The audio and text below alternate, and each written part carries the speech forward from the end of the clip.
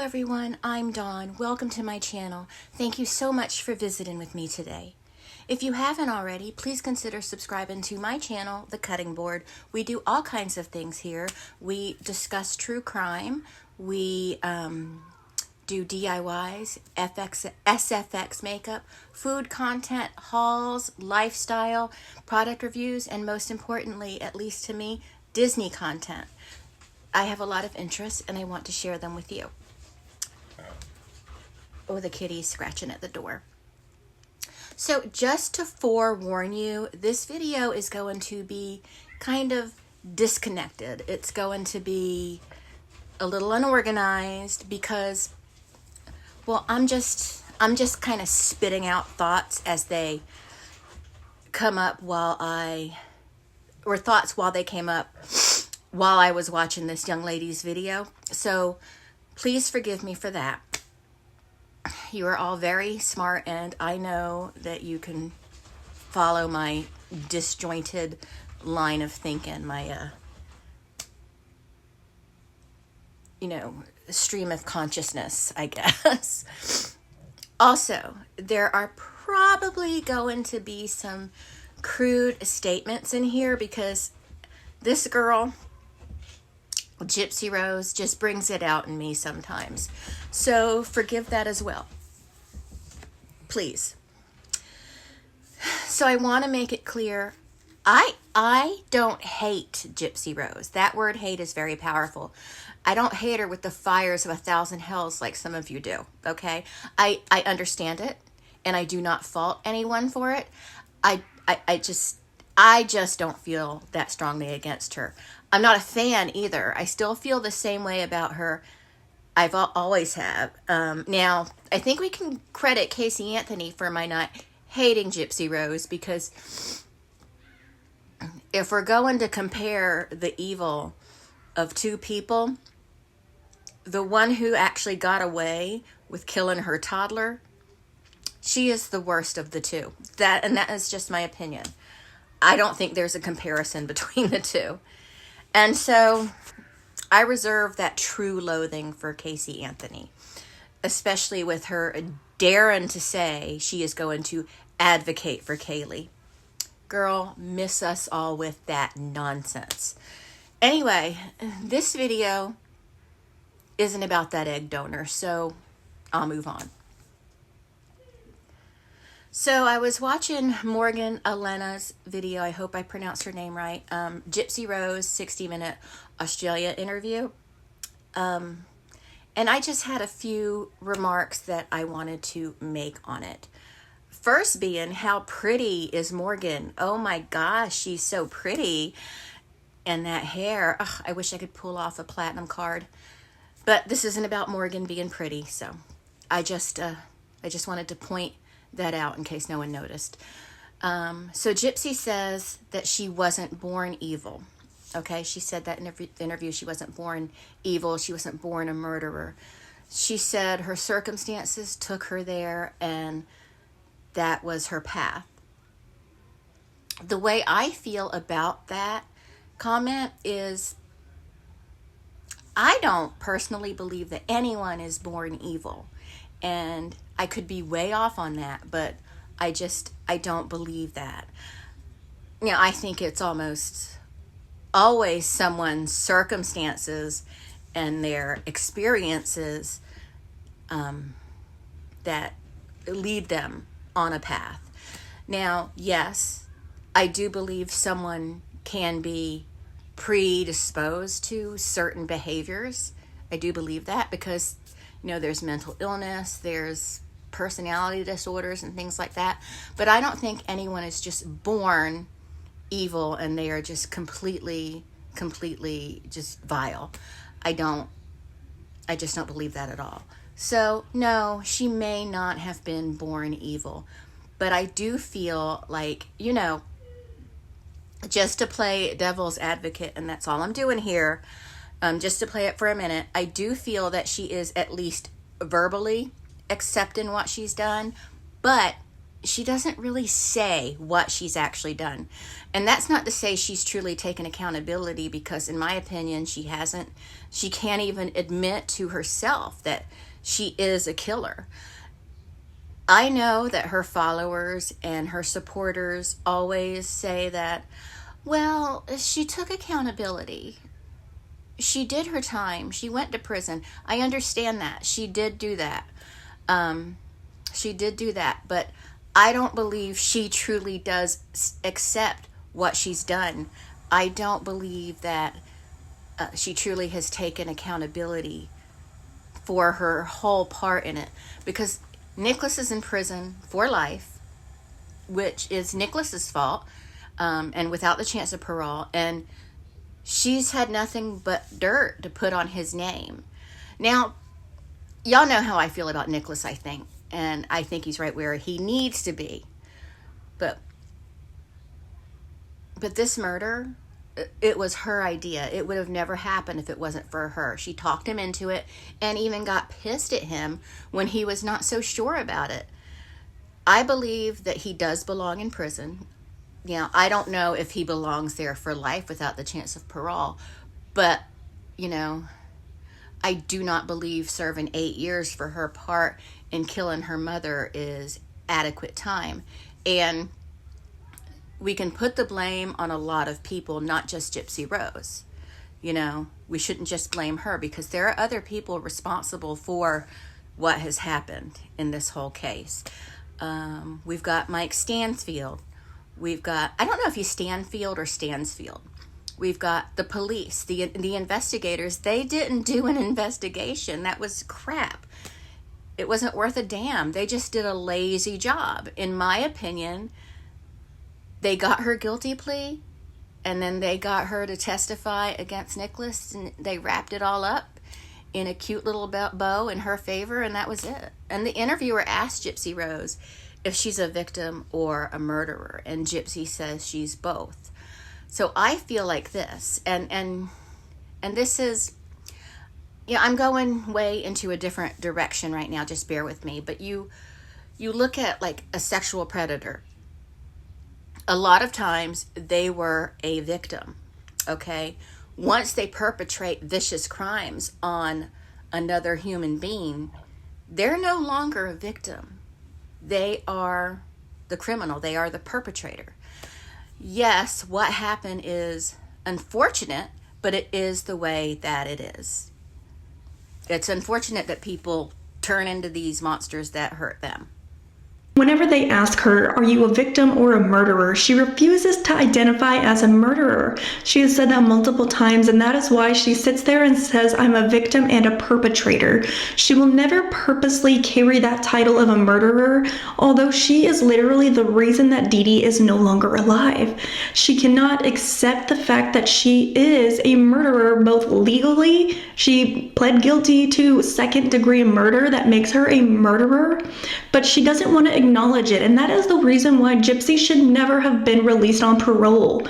She lied to the parole board, sitting there saying that she acknowledged what she did and she'll have to carry it for the rest of her life. But what she carries with her is a state of denial.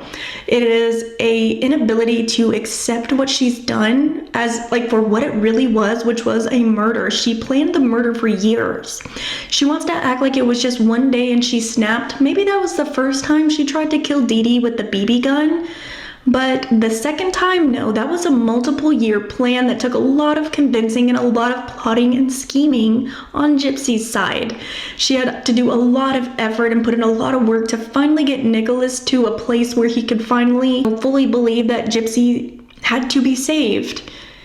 This was not a moment of snapping, and she knows that. That is why she will never identify as a murderer, and someone that can't acknowledge their crimes should not be free. She smiles back on the memories that she has as a young child, But at that point, she said the abuse had already began, but she looks back on those memories as happy memories. And she says that the abuse really didn't start until they got to Missouri. That is when her mother, kicked it up a notch, according to Gypsy's own words. That's what she said on this recent episode of Life After Lockup. But at that point, Gypsy was getting to be 14, 15 years old. And at that age, you're well enough aware what's going on. And she was fully complicit in the scam. I agree with Morgan. I believe that she's completely right. The only thing I have to add to this is this was a hit. This was a planned and organized hit. I just still, to this day, believe that, Gypsy could have walked away. And she likes to pull the victim card when people ask her that. If conditions were as horrible and as heinous as she said. I mean, Dee Dee may have been on the heavier side, but she was weak. She was sick. She was meek.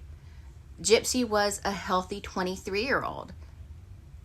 She could have walked away.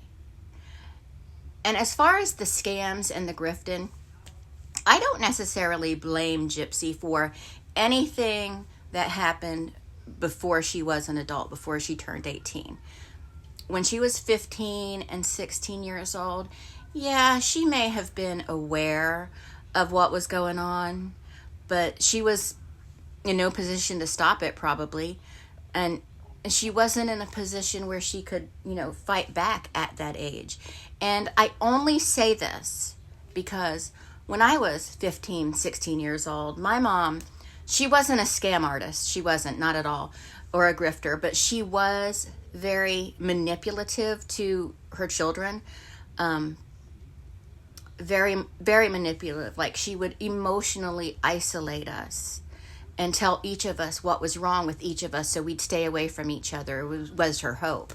To where we thought we couldn't turn to each other or help each other or anything. She didn't want any of us communicating.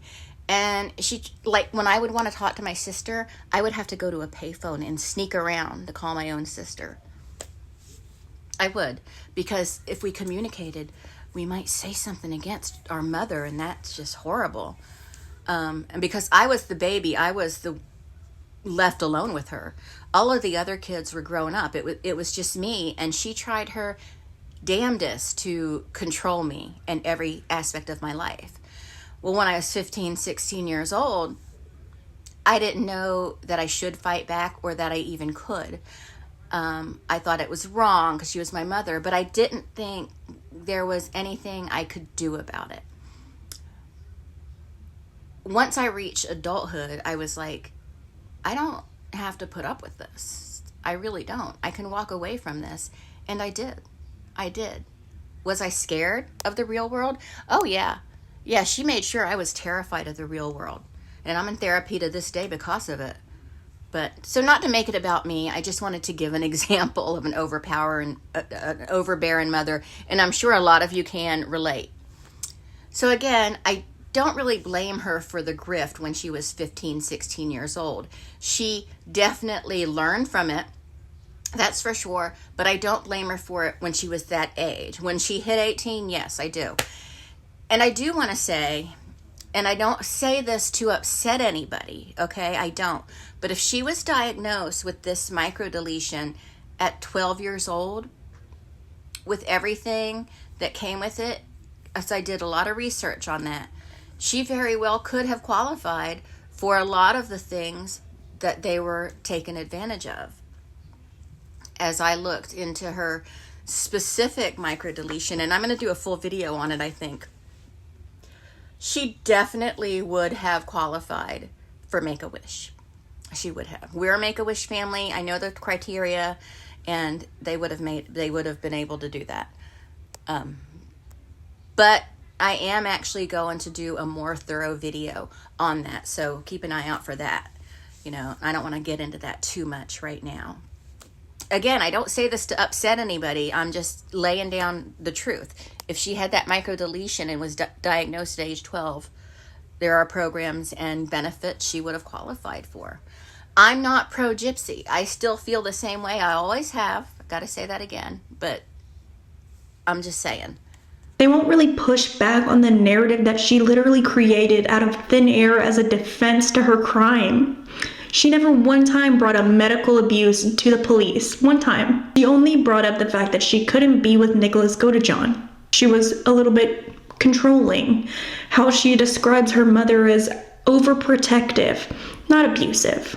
And there's a reason for that, because Dee Dee was not abusive to Gypsy in that way. Now, I have said this 1,000,000 times, but not one time in that hours-long interrogation did she ever bring up the fact that her mother forced her to live her life in a wheelchair, that her mother severely mistreated her, that her mother chained her to the bed. She never brought that up. Never. Not one time. Not once. And I watched that whole thing several times.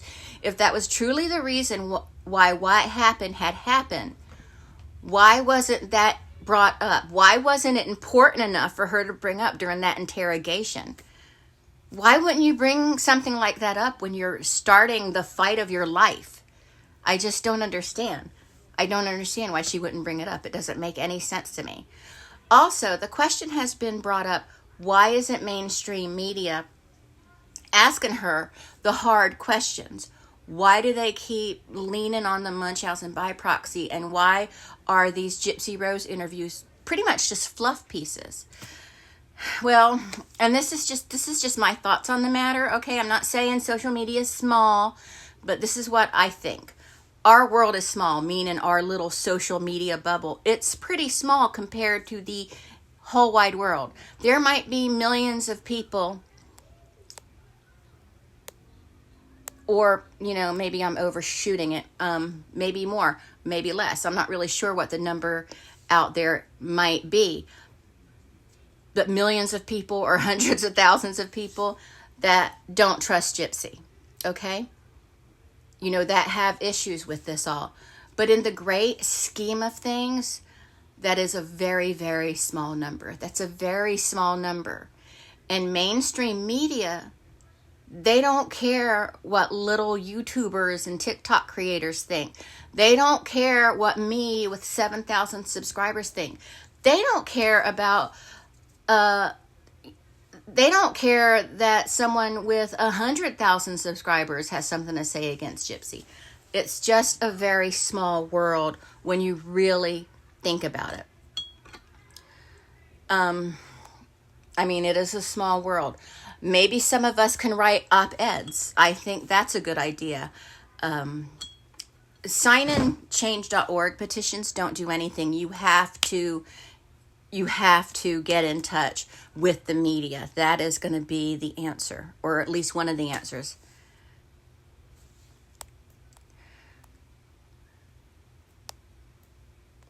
But they're not going to turn to any of these people for questions or concerns regarding Gypsy Rose. They're just not.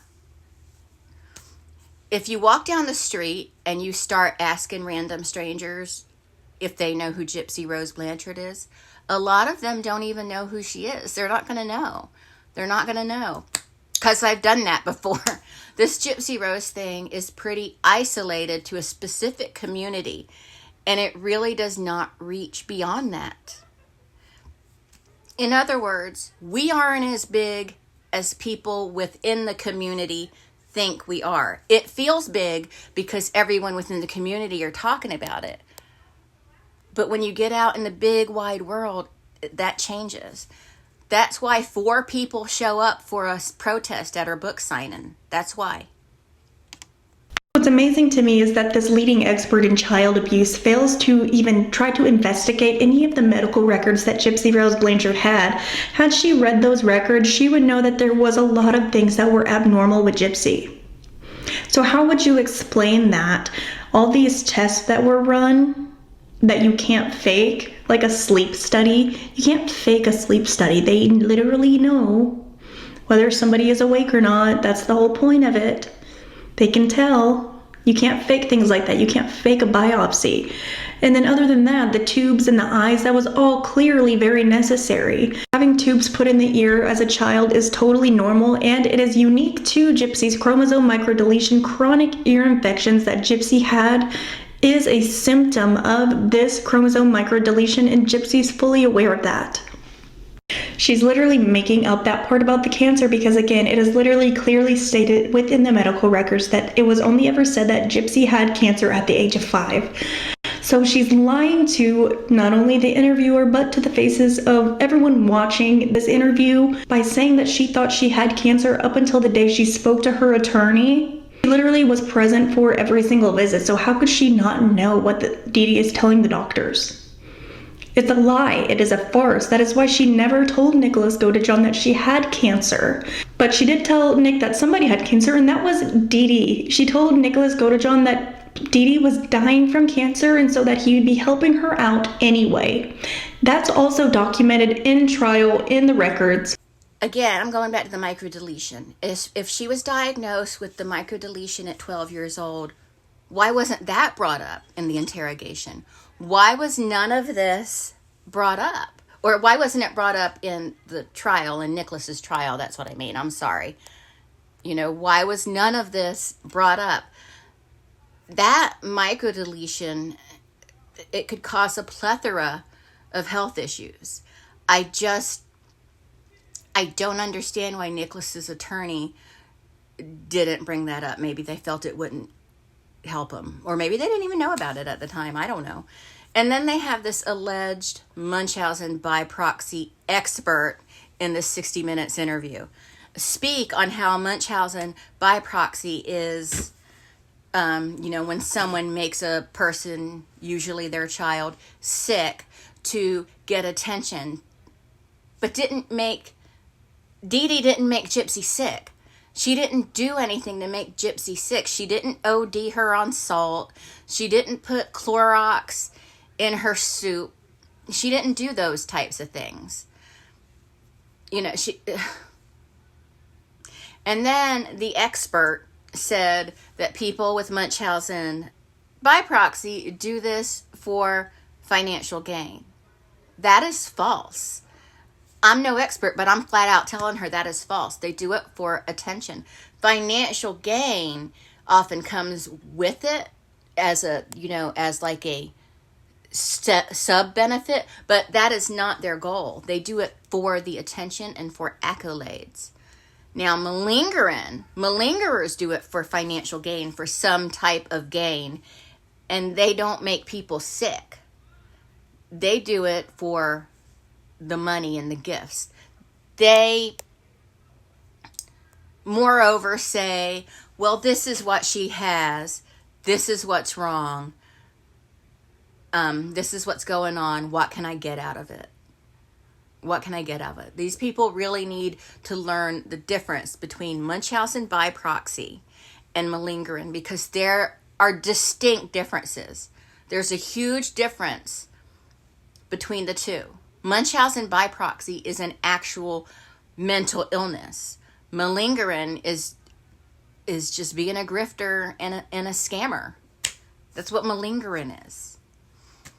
Also, during the interview, Gypsy says she knew that she could eat. She knew that she could eat, and she didn't need the feeding tube. But she was eating, by the way. She was. Remember the royal mashed potatoes? But that lady that does the Happy Face Killer's daughter, she said that Gypsy didn't have her first bite of food until she went to jail. That's not true, and we know that's a lie. We know it is. She ate that sandwich in the interrogation. I just wanted to point that out. I know it wasn't really brought up here, but I wanted to point that out.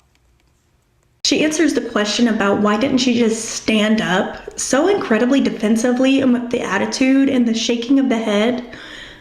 And I think she's been reading a lot of the comments on Instagram where people are defending her, because that analogy that she just used is something that I've seen so many times in the comments. People saying, oh, you wouldn't say that to a DV victim or whatever. It's the same thing, and she's been reading these comments of people that are defending her that honestly have no idea what the actual story is, and using their words in order to further her lies and to help, confuse people. She was not in a battered woman situation where she was continually beat down, and even then, in a lot of situations, those people do make a lot of plans to escape. They do make attempts. I mean, Gypsy made one attempt to go meet a guy.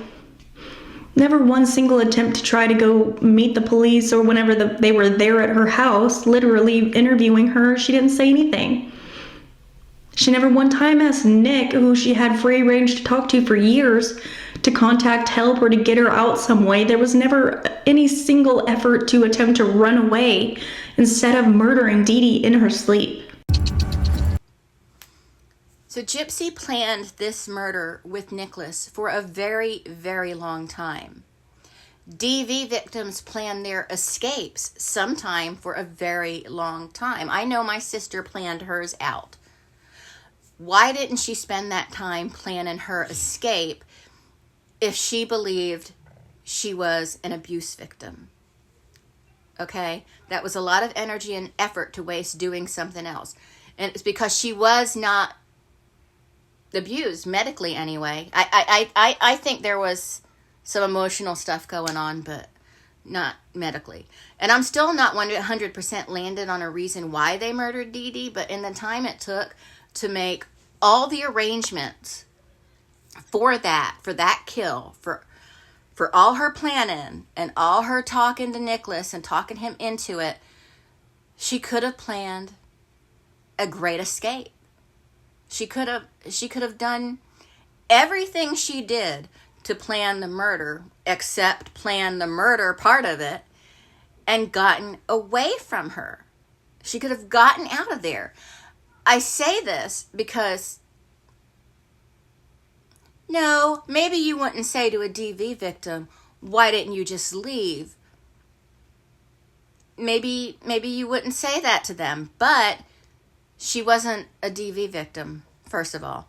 And again, DV victims do plan their escape, sometimes over a long period of time, so they won't get found out. So why didn't she plan her escape? Does that make sense to you? Am I making sense? She had this time that she was doing all this stuff. She could have planned an escape. I keep saying escape. But she could have thoroughly planned a way out instead of planning a murder. I mean, one thing carries a prison sentence if caught. The other doesn't, because she was an adult, so it's not like she would have been put in the system and dragged back home.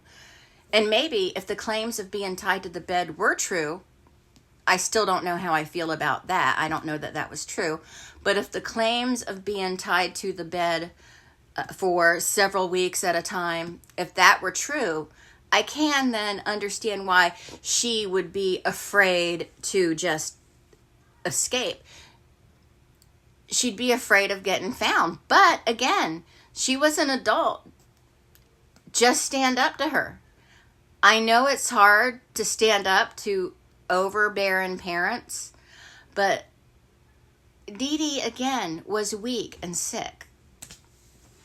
She could have just snuck out in the middle of the night, like they woke up in the middle of the night to kill Dee Dee. Why didn't she just sneak out? I'm just saying. She sits there and says she didn't have a history of violence, like she didn't already attempt to kill her mother before.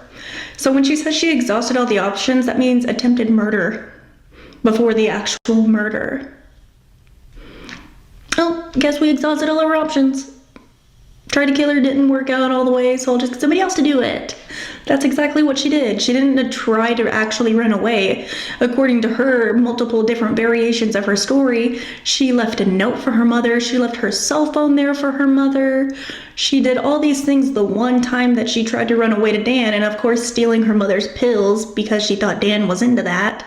And then stealing a bunch of money to give to Dan. She didn't even pack anything, with literally no attempts to actually be gone. So what is she talking about, exhausted all her options? She didn't tell CPS. She didn't call the police ever. She didn't even look up how to get help. All that time that she spent on the internet, never one time thought about looking for help. One time? No, but she did make sure to look up serial killers. That's funny. And go talk to random dudes on the internet and strip her clothes off. She made sure to do that. That's exhausting her options? No, it's not. She didn't exhaust any options except for murder. And fondling himself in a McDonald's restaurant. And I just want to say, I know I have Gypsy supporters in my audience, and I'm not I'm not saying, you know, you're wrong. This is just my opinion, okay? Right. She exhausted all options by trying to kill her mother before the interview. The interviews the mainstream do with her are just so ridiculous. They're so gentle. They're so on her side. I wish that they would consider this community a little bit, you know, when they do these interviews, you know, and stuff. Because, you know, they're going to be more respected by some people. But they just don't, and they won't, because the story isn't as glamorous when the truth starts getting laid out, when that starts coming out. She looked up serial killers on the internet. She talked with men on the internet. She couldn't take some of that internet time and find help. It's out there. It's available. If she spent as much time looking for help as she did looking for dick on the internet, she would have gotten thousands of miles away from her mother. Thousands of miles away. I'm sorry, that was crude. This whole thing is just, it just makes me a little grumpy. It makes me a little grumpy. So this screenshot from Gypsy Rose Blanchard's Facebook profile, Nicholas Godejohn and I had a fight, and I felt like we were coming apart. We met in October of last year and have been together ever since. We have always felt a magnetic pull towards each other, and our love for each other might even be a little unhealthy because both he and I have lost sleep, staying up all night talking or crying our eyes out when we fight. We would die, kill, do anything for each other, but he is the only person I've told all my secrets to. He knows my hopes, dreams, and wishes, and he makes me feel alive. Some would say you're too young to know what real love is, but they are wrong. Look at her spelling. Remember when I always point this out. Look at her spelling. All those messages from Dee Dee to Christy was Gypsy. I will literally never not bring that up. And if Gypsy had no friends and had no contacts, then who would be saying that they don't know what real love is? Perhaps Dee Dee, because she knew about the relationship and was telling Gypsy to chill a little bit, like a typical parent probably would, like, girl, chill. You don't even know the guy. And again, they're totally bypassing the fact that this murder was planned for years. How are you not going to ask her one time about the fact that this was a multiple years worth of planning and pushing Nicholas Godejohn to do this? She really just sits there and says, I snapped. For years? That doesn't even make any sense. She's really gonna sit there and just say it was just out of the blue. This is the problem. This is the lie. This is somebody that cannot admit or acknowledge their crime, and it's disgusting that 60 Minutes Australia is perpetuating a lie and a scam, and they are complicit in a fraud amongst the American people and now the Australian people, because you're spreading lies for a murderer that can't even say what she did. She's a perpetrator. She's a murderer. That's what she is. It's honestly sad we let her out. It is so sad she did not get life in prison. Does she know what snapped means? Can you imagine if Thanos' snap took 2 years, how much longer that Avengers movie would have been? I mean, really. Would have meant more Thor, so, because he didn't get snapped away.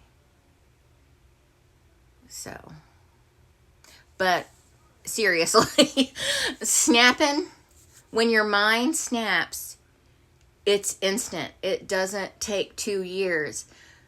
This wasn't a snap. It wasn't a snap decision. This was a well-planned decision. So I encourage you to please go watch Morgan's video. I've linked it in the description. Let her know I sent you. I don't know if she has any idea who I am, but let her know that I sent you. Gypsy Rose ruined several lives. Her mom, first and foremost. She ruined Nicholas's life. I mean, he had his part in it. I still hold him responsible. I'm not letting him off the hook. I'm just not. You know, I feel like some people just think he should be free walking the streets, and I just don't agree with that. She ruined Nicholas's mom's life. And if the world was a fair place, she would have ruined her life. She's thriving. She's saying she just lives in a bigger prison now. That's not what it looks like from where I sit or anyone else's point of view that's watching. And not only that, but that's an insult to people who are actually in prison. I mean, really? You're not in prison, Gypsy. You have a beautiful baby. You have a life. You're free. And I think in June or July of this year, her parole is up and she's going to be even more free. So she's not in a prison. She hired a hitman to kill her mother. And according to my research, the penalty for that in Missouri is the same as first-degree murder. Life in prison without the possibility of parole or the death penalty, one or the other. Leniency means life. It's not 8 years. It's not 10 years. It's not 30 years. If you hire a hitman and the person you hired the hitman against is killed, that's life in prison or the death penalty in Missouri. Just according to my research, again. So, don't take that as gospel. Do your own research again. I do my best, but you know how it is. So that's it for this video. Thank you so much for watching. I know that I haven't really discussed Gypsy in a while, but this felt important. This felt necessary. I wanted to address this. And you know what? I still haven't got past page 2 of her book. But I will talk to everyone later. Bye.